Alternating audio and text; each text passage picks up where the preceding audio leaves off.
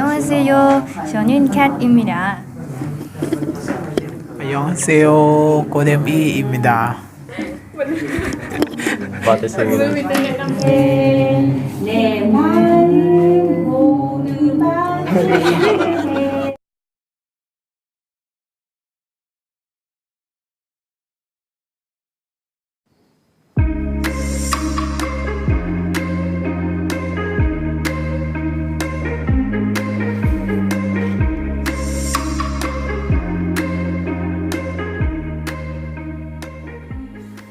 สบายดีวันนี้ปอกชาแนลจะพาไปเบิ่งการเรียนภาษาเกาหลีเนาะอยู่ศูนย์ภาษาเกาหลีอยู่มหาลัยว่าจะเรียนภาษาเกาหลีมันเป็นอะไรวันนี้อยากจะพาไปเบิ่งนำกันเนาะจะเป็นอะไรนั้นเฮามาติดตามนำกันแต่ว่าตอนนี้คือค่อยบ่มีรถเนาะคืออยากไปนำหมู่แต่ว่าหมู่กำลังมาค่อยกำลังย่างออกไปเส้นทางนอกฉะนั้นเป็นอะไรให้ไปติดตามนำกันสมบรรยากาศเรียนภาษาเกาหลีนำกันเนาะหมู่ไปปะตัดเลยอยากให้เบิ่งเส้นทางออกจากเหือน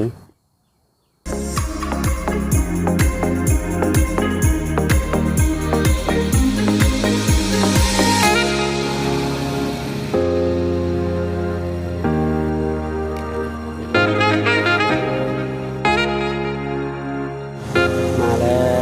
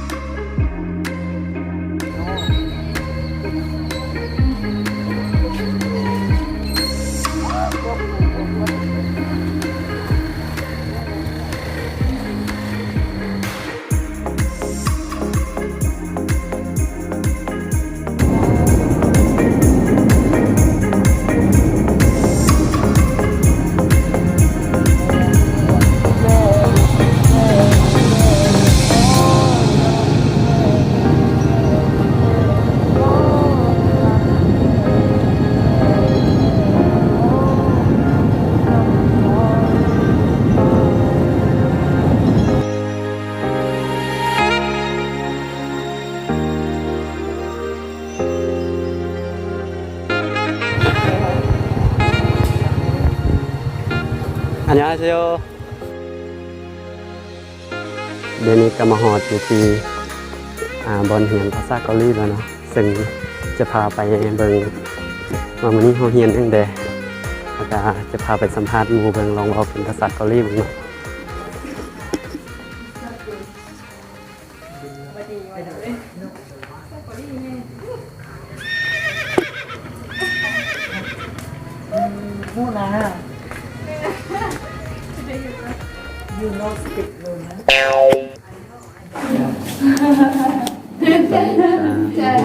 ไก่30 กับเมื่อยไก่30 กับเมื่อยโอ้ยพี่ไก่เทียนชีชัวหมอว้าวผมกินน้ำก็ได้ให้ใส่กันได้เลยเดี๋ยวนี้ต้องเทียนราคาเด้เอาไปบ้านให้จ้ะ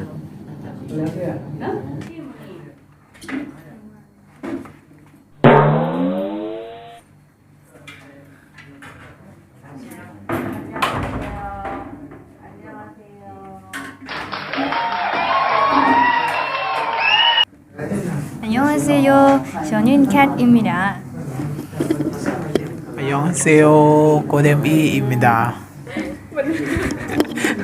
หมดมือหมดวันก็ได้แต่อันยองให้ซโยแล้วก็บ่ได้ซื้อนะ มีแต่แนะนำตัว วันนี้มาครึ่งเนาะ บ่ได้เอาไปกิน วันนี้ผมมีเลยอ่ะ นี่ติจ้ะ ซัพไพรส์ 보고 시카오 문이 거 맞아요 너 야 나짠디 야 나짠 멤버 어? 나케요 있어요? 숙제 있어요? 네. 숙제가 들어와요. 위아빠 텔레버 멤버 오늘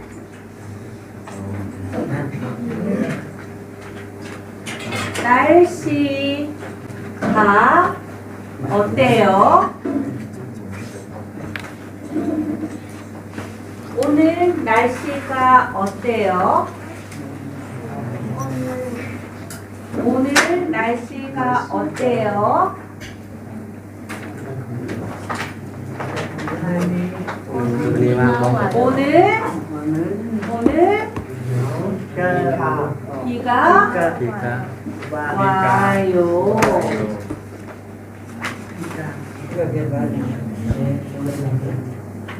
언니, 그다이나 어제 비가 온 อาจารย์เราอนาคตไปเป็นมาได้อนาคตบ่มี 거예요.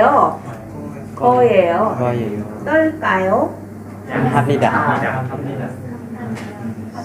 어디? ซึบนิดาฮัดซึบนิดา 합니다. 합니다. ฮัดซึบนิดา 했습니다. เนี่ยฮาเกตซึบนิดาเธอรู้ซึบนิดา 그, 스, 니, เธอออดซึบนิดา 어, ซึบนิดา 스, 니, 다. เธอเกตซึบนิดา 그, 게, 스, 니, 아티바이. 그냥 들었어요. 들을 거예요. 아니 거,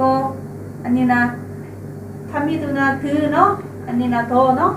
더값 우나 들, 미안. 누나 보, 빠숨, 팬차나 멤버, 보, 빠숨간. 팬차나 멤버, 보, 미안. 갑자기 뭐, 나, 하, 부아, 비읍, 미다,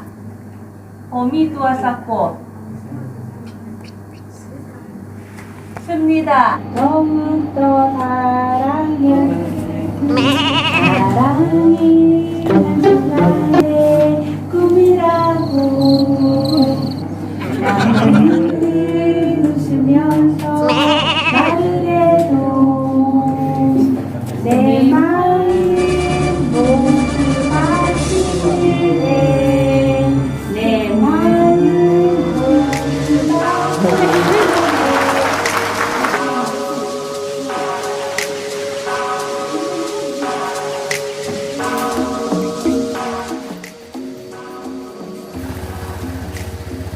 หลังจากที่ได้